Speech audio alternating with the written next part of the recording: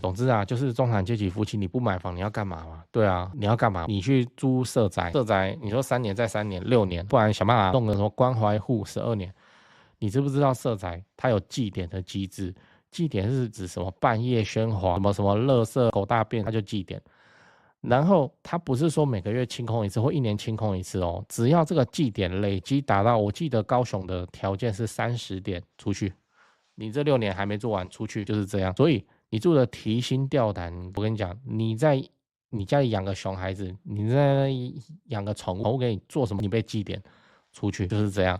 你以為政府會保你哦？你又健健康康，好，你又好手好腳，你又有工作能力，你真的不是政府會去幫忙你的弱勢族群哦。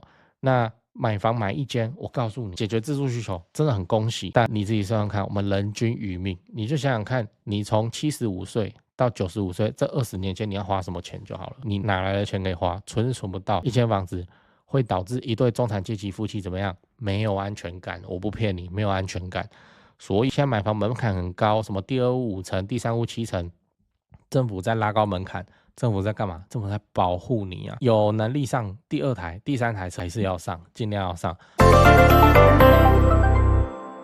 夫妻一定要買房哦，買房的4大好處，租房都沒辦法。先說結論，買房子的4大好處：第一，讓資產可以持續膨脹；第二，提供安穩的成長環境給小孩。第3，可以預防人身風險；第4，讓你老無後顧之憂，老有所依。這些是租房一族都吃不到的東西。嗨，我是買房阿元，訂閱買房阿元，我先祝你老了有房也有錢。我們在上一支影片聊了為什麼夫妻買房容易意見不合，如果你還沒看過的話，可以看一下。那今天我來跟你討論為什麼夫妻一定要買房。先說結論，夫妻買房這件事情在現在的環境底下，已經不是什麼該不該、想不想了，而是一個必須的選項。因為買房子至少會有4大好處：第一，讓資產可以持續增值；第二，提供安穩成長的環境給小朋友；第3，可以預防人生的風險；第4，讓你老無後顧之憂。而夫妻只有一間自住的房子，只是能夠幫你解決到前面的第1到第3點而已。如果你想要做到第4點，也就是老了有房也有錢的話，夫妻至少一人要有2間房子，那等於說就是4間這樣。那我們現在來細說這幾點。第一點，讓資產可以持續的膨脹，這指的是說你買了這間房子，至少你自住需要的花費就可以定錨在這裡了。對，我知道房租會比房貸還便宜，但房租是消費，它花完就沒了那不會帶來什麼未來的效益。而且房租是付給房東的，那房貸你是可以慢慢還清的。而且只有當你取得這張入場券以後，你才有機會感受到房價上漲給你的好處。例如說，你買一間30坪的房子，當房價1坪漲1萬的時候，你賬面收益就是多30萬。那這只是1坪漲1萬，你要不要看一下2024年1坪漲多少？那你看，以你們讓中產階級夫妻的收入你用存的，你要存到1比30萬，你要存多久？當然，我也知道有人會嘴說，那個叫賬面收益啦，又不是真的拿到。對啊。你買股票在賣掉之前，那也不叫賬面收益。所以就算房子沒有賺錢，你也是有自住的用途正在使用嘛。那日後3年、5年、10幾年後，還有增貸這種不賣房子也能套出錢的做法，所以你很難輸。另外你要知道，先有房才有安穩的生活，這不是幹話這你一定有聽過所謂有土斯有財，這句話是很有道理的。因為有房子才會開始認真你看很多人都是買了房子以後就開始乖乖努力工作。我一個同事也是啊，以前就皮皮了，然後班也愛加不加，然後就跟老婆去吃大餐、遊山玩水，去考什麼浮潛的證照然後買衝浪板。我是支持因為我是羨慕他們這種生活的，但是他就是沒有在為房子做打算，他家裡也沒給他房子他結婚生小孩以後，然後房子真的給他買下去，願意加班比較硬的專案，他也是主動扛下來做。為什麼？他想要進步啊，他需要穩定的去繳房貸啊，給老婆跟小孩一個穩定的家。以前在交往的时候一人飽，那另一半也有一口吃的，大概就是這樣，把日子過得開開心心、舒舒服服，這樣就好了。就現在有小孩，就有家庭的責任了。當然，你也可以說，這人不就變成社畜，生活就不自由了？對這是一種看法那另外一種看法就是，我還是比較支持說，因為這間房子帶給他的壓力，就讓他更願意去做突破自己的事情，更願意為了讓一個家庭有好的生活品質、居住環境，然後從以前的皮皮啊，整天都在玩參加演唱會或是幹嘛的，然後現在開始努力工作，在職場中爭取比較好的表現，賺比較多的錢。這樣，最後你要知道，房子可以保你未來無憂。那接下來我們來解釋第3點跟第4點，這其實講的是同一件事情哦，就是你可以從房子裡生錢出來。例如說你家裡臨時急用大錢，那就轉正貸嘛，然後把一大筆錢直接生出來用。那因為你的房子壓在那裡，所以它的利息會很低哦，這會比你去借什麼信貸還要低很多，而且它還款週期很長，每個月攤還的壓力很低。那或是你真的很需要用錢的時候，把房子賣掉，就會變成滿手現金的狀態，遇到什麼難關都可以用錢去擋一擋。所以我會說，一間房子可以救你一次，那2間房子就可以救你2次。而我們剛才講的預防人身風險跟老了之後老有所依無後顧之憂其實是同一件事情。人身風險就是說你一定會遇到要用大錢的时候，那這個風險房子可以保你啊。但問題是，好，你現在自住的房子用掉了，下一次遇到風險的時候你要怎麼辦？誰保你？你不要說你不會那麼衰，我跟你講，這件事情叫做必定發生，你必定會發生，我也是必定會發生，我們大家都一定會發生。我這樣講沒有誇張雖然聽起來好像很邪惡這樣，好像我在詛咒你，但其實不是這樣。你聽聽看我的邏輯，就是說我們這代人的餘命會非常的長，非常非常的長。我之前影片八卦的時候有拍過，就是諾貝爾化學獎團隊那頒給了著作 AI 的團队 AlphaFold 的那個團隊，結果他放下豪言，叫做10年之內人類攻克所有疾病。這今天是哪個自媒體那邊亂講就算了，諾貝爾獎得主在這邊講這種聽起來很詭異的幹話，就是 AI 都可以算得出來，然後平均壽命會大幅延長到極限，沒有意外的話，人類的極限壽命應該是150歲。在我們這一代，我們就遇得到了，活到90歲就叫做英年早逝，破100會變比比皆是，因為有 AI 在那邊對症下藥的，每個人客製化的你現在有什麼問題就去開發一個什麼藥來讓你吃，然後那個成本會降得極端的低，那大家的平均餘命都會顯著變長。好，問題在哪裡？問題就在我們會活得太久。例如說我們爸媽這一輩60變成65歲退休抗議上街65、70退休，然後活到80、85歲應該差不多嘛。我說的是預期的平均壽命，台灣的女性是84歲，所以他們準備的錢，退休後準備多少錢就好，能夠過10年、15年就好。但我們這一輩要準備的錢，我預估你至少往後準備25年，你70歲退休應該吧？我靠，現在都延到65歲了，等到我們還是65歲退休，這不太可能吧？我們現在都30幾歲，還沒40歲，等到我們要退休的年齡，應該到時候都會被往後調，像70歲退休，然後活到95歲，這還是我剛剛的短命版本，英年早逝版本90幾歲，你可能還會活得更久。好，問題就在這裡，你要多準備多少年的開銷？25年，此時你就會需要用到其中一間房子的費用了。那如果你在這中間的過程中突然發生什麼重大事件，我們不要說癌症我們就說意外出車禍就好，你自己想想看，你有沒有辦法活到95歲，中間任何一次車禍都不出？大家捷運都遇到症結了，所以那假設你出車禍，那你之後沒有工作受阻，那你治療的花費錢從哪裡來？這個就是為什麼我會建議你最安全的方式就是夫妻1人2間，像晚年生活就給房子一樣。這也是我會說夫妻一定要買房子的核心原因，除了保護你的家庭，也保障你們2個的晚年生活，也不會去拖累子女。這樣，我不管你覺得有沒有道理，現在開始要持有一個物件到我退休，你要我持有股票我睡不着，持有房子很開心，就這樣。對這幾件事情先講，不然怕忘記。就現在不是房地產吹冷風嘛，這已經是事實了。那我自己的觀察是這樣跟你分享一下。先說台北台北市、新北市。那台北目前依然持續在成交那成交的行情沒有特別的高，也沒有特別的低，就行情這樣。只是說現在的買方分布已經變成說50%是自住換屋。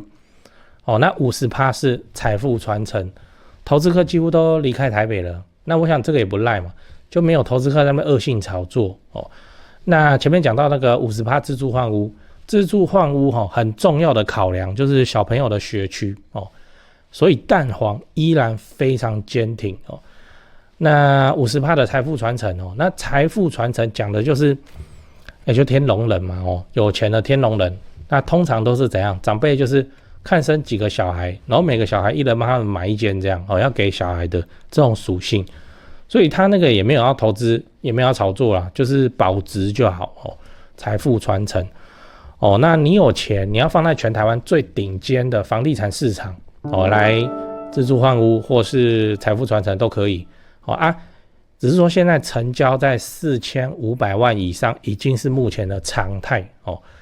我居然還有觀眾哦去買超過1億的大安區房子，然後他們說我台北前輩的團隊服務是非常的頂級啊，他們的家族很滿意這樣。對，所以你要看那些財富傳承用的房子或者好學區的房子哦，你就加我前輩的 LINE 小老鼠拜台北，小老鼠買台北這樣。加了你就看到他的大頭貼，那個是助理在顧的，那他們會不定期的 po 這些房子給你參考。OK 啊，那講完台北講高雄，高雄的情況是也一樣市場降溫那之前的亂買亂出價族群就不見了，我認為這樣很好，因為這樣子我們就可以專心瞄準重大建設，就比較不會有那外行亂出高價的亂，你知道？那自從我拍了會員影片我會員影片不是說都會拍重大建設嘛？那陸陸續續我拍了高雄的重大建設有，楠梓台積電到凹子底3大開發案、富邦凹子底 BOT 案，到71期4地重劃、新高雄火車站，到亞洲新灣區你們觀眾很奇怪我拍一個重大建設，你們就跟着買一個重大建設附近。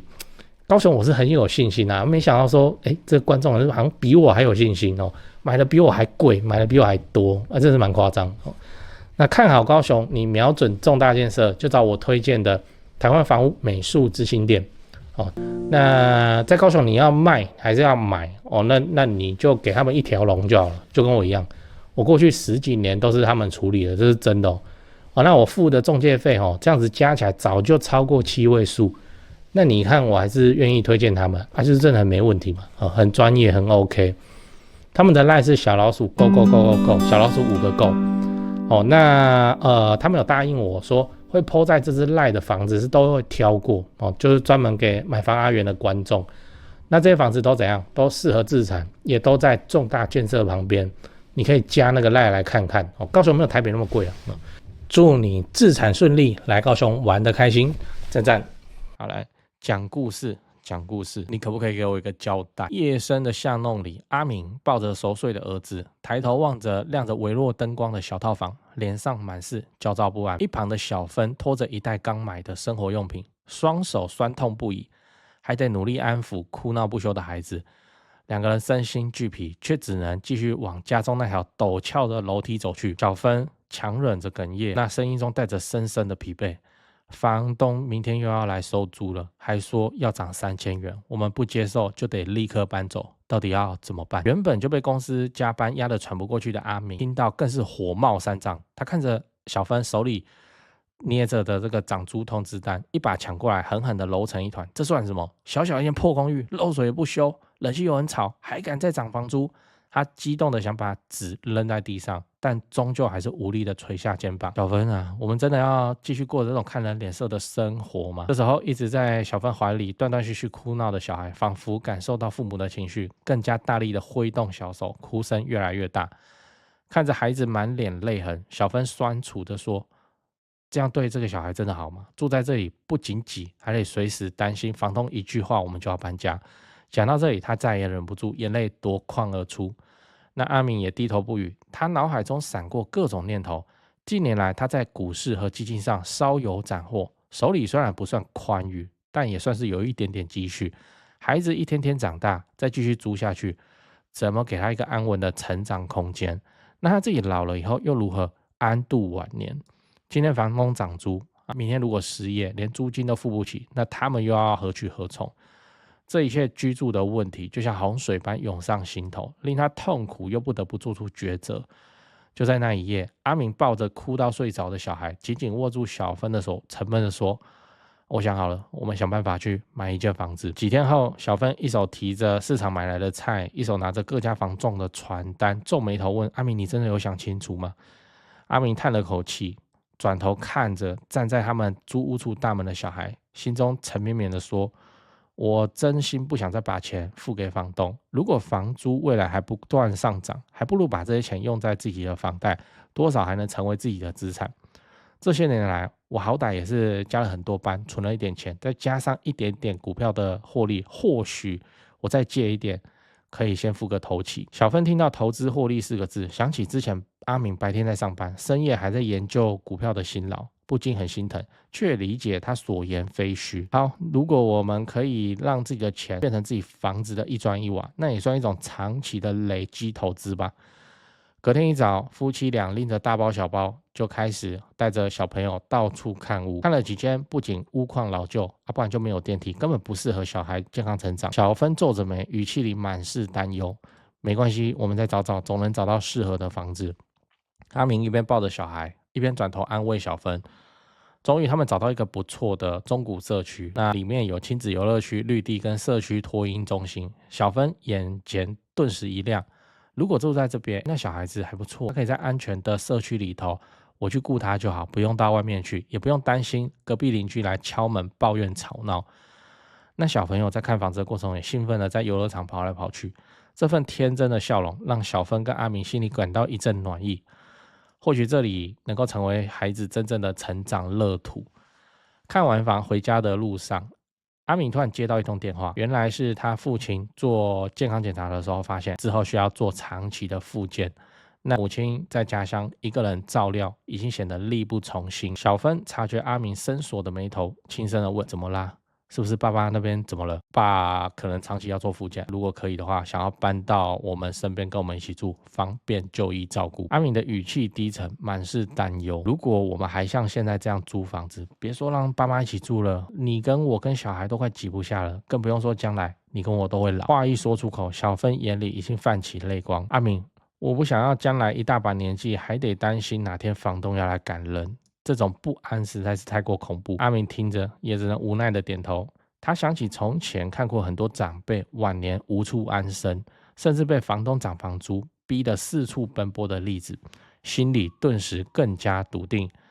嘿啊，我們要趁現在還有能力替自己的老年打算，買房不只是為了自己，也為了孩子。周末，阿明跟小芬再一次踏進房仲店，準備進一步了解貸款的方案。那一進去，他們之前帶去看房的房仲大哥就招呼到：阿明先生、小芬女士，你們考慮的怎麼樣？還有在看其他的物件嗎？兩人互相對看一眼，小芬先開口：確實還在比較中，不過這裡的地段環境很符合我們的要求，就怕貸款的壓力有點大。那萬一將來工作或孩子有突發狀況，會不會有什麼問題？房仲大哥笑笑的說：當然你們要很謹慎的去規劃，但其實買房子也是這種預防風險的方式。手上如果有房地產，未來急需要資金，可以轉手或是轉增貸，把錢掏出來，總是好過整天在那邊擔心房東叫你搬家，這種不安不確定性。而且現在政府有許多青年購屋的政策補助，像新青安現在還能申請。那以你們的條件申請到3年以上，3到5年的寬限期，應該是不用太擔心。這句話讓阿明就陷入思考。他想起之前一陣子因為公司裁員，曾經一度擔心會被波及。如果真的失了業，租屋可能就會變成另一道租金的催命符。但如果是自己的房子，至少不會無家可歸，而且還有寬限期，初期還可以從房子裡頭來貸出一些錢來用，壓力也不會那麼大。小芬也一樣，深有同感地點頭。買房雖然不是萬全的保證，但確實是人生的一大保障。在經過了幾個月的猶豫跟規劃，阿明終於將多年積蓄跟投資收益，還有跟朋友借的一點錢湊成頭期款，正式的買下房子。那一天，夫妻倆帶着小孩一起簽下買房合約。當小芬顫抖的筆畫下自己的名字時，熱淚奪眶而出。他記得這些年兩個人是如何從一無所有辛苦存錢一路走到今天，也記得小孩子在簡陋的租屋處裡跌倒哭泣的委屈。阿明，小芬抬起頭看着丈夫，語氣裡滿是感激和堅定。至少我們現在就有一個可以穩定下來的地方，讓孩子安心長大，也讓爸媽不必擔心被房東趕走。等到我們老了，也不用擔心要搬家搬來搬去。阿明伸手去握住小芬的手，將她與孩子一起抱在懷裡。對啊，我們的資產也能慢慢累積。最重要的是，這個家會成為我們抵禦風險的堡壘。不管外面風雨有多大，至少回家家門一關，我們還是有自己的避風港。夜幕降臨，他們抱着沉睡的小孩，默默站在新家空曠的客廳裡。雖然四周的牆還是一片空白，但在兩人眼裡卻是充滿着對未來的希望。他們知道，買房不只單純是一筆花費而已，更是人生規劃裡頭一塊重要的基石。故事講完了，是否也曾經猶豫過該不該買房子，或是本來決定要買房子，又遇到什麼事情，然後讓你躊躇不前？歡迎留言討論，跟我分享你的經驗。總之啊，就是中產階級夫妻，你不買房你要幹嘛嘛？對啊，你要幹嘛？你去租社宅，社宅你說3年再3年6年，不然想辦法弄個什麼關懷戶12年。你知不知道社宅它有計點的機制？計點是指什麼？半夜喧嘩，什麼垃圾狗大便，它就計點。然後它不是說每個月清空一次或1年清空一次哦，只要這個計點累積達到，我記得高雄的條件是30點出去。你這6年還沒做完，出去就是這樣。所以你住的提心吊膽，我跟你講，你在你家裡養個熊孩子，你在養個寵物，我給你做什麼？你被記點出去就是這樣。你以為政府會保你哦？你又健健康康，好，你又好手好腳，你又有工作能力，你真的不是政府會去幫忙你的弱勢族群哦。那買房買一間，我告訴你，解決自住需求真的很恭喜。但你自己想想看，我們人均餘命，你就想想看，你從75歲到95歲這20年間，你要花什麼錢就好了。你哪來的錢可以花？存不到。一間房子會導致一對中產階級夫妻怎麼樣？沒有安全感。我不騙你，沒有安全感。所以現在買房門檻很高，什麼第2屋5成，第3屋7成，政府在拉高門檻。政府在幹嘛？政府在保護你啊！有能力上第2台、第3台車還是要上，盡量要上。你房子多了，收租金或是幹嘛，晚年生活有個保障，這樣對你來說絕對是比較理想的。你哪怕年輕的時候辛苦一點哦，那晚年的時候才不會面對那種真的是很痛苦的選擇，很痛苦的現實。這樣我會這樣講，是因為我看過在長照，在那邊龍山寺附近那些老灰啊，哦，真的是晚上那麼冷，然後睡在那邊莫名其妙。所以你看我到現在一直想辦法在那邊買房，然後買了之後盡量都不賣。